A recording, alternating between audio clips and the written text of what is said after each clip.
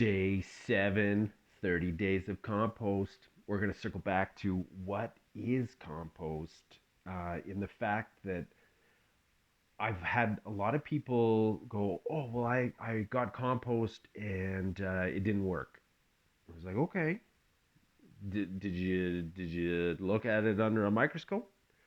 Did you have a soil test that came with that? So just on the fact that compost, compost, it is all going to be very different depending on how the compost is made, what kind of ingredients go into the compost, how it's managed, and then a big part is going to be how it's stored after it's all completed too. Does it sit out in the weather and get beat up by the sun and the rain and the wind? Is it sit does it go into bags and then baked in the sun? Or is it sitting out in the shade? How long did it cure for?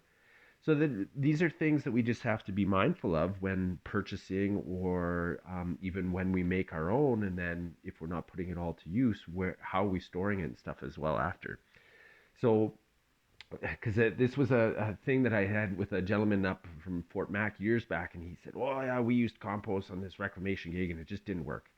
But as I had alluded to in the few other posts before, was it even compost?